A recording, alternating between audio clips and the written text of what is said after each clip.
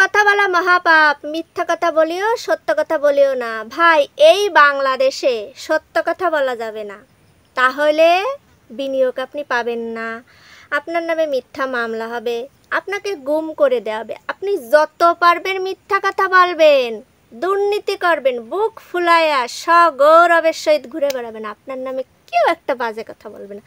কিন্তু আপনি যে একটু সত্যি কথা বলতে যাবেন, সেই আপনার 12টা বেজে যাবে। এই যে আমাদের 10 মিনিট স্কুলে যে প্রতিষ্ঠাতা আইমান সাদিক, তিনি কোটার পক্ষে, মানে কোটা রাখা যাবে না, তিনি এই পক্ষে কথা বলছে।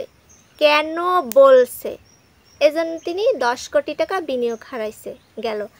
আমাদের অন্যতম কন্টেন্ট ক্রিয়েটর, সেও বলছে কোটা সংস্কার করা লাগবে, এই জন্য তার নামে মিথ্যা মামলা হচ্ছে, তাকে গুম করে দেওয়া হবে, ধরে নেওয়া যাওয়া হবে। মানে সত্য কথা বলা যাবে না, যত পারবেন মিথ্যা বলবেন, আপনি তত ভালো থাকবেন।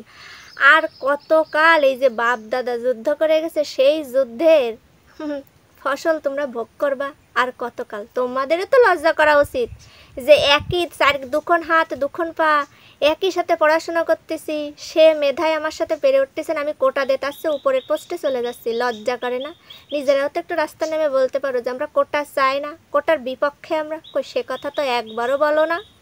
এই দেশে সত্য কথা বলা যাবে না, সত্য বলা থেকে বিরত থাকতে হবে। তবে একটা কথা মনে রাখবেন, ওই যে ঢাকা বিশ্ববিদ্যালয়ে যে ছেলে মেয়েগুলো নামছে না রাজপথে, ঢাকা বিশ্ববিদ্যালয়ের ছেলে মেয়ে যতবার রাজপথে নামছে ততবার কোনো ইতিহাস গড়ে ছেড়ে দিছে। এইবারও কিছু একটা হবে, আমাদের এই আশাই আছে, এর বিকল্প কিছু হবে না। কোটা পদ্ধতি উঠবে, তাই আজ না হোক 2 মাস পর হোক, উঠবে 100%।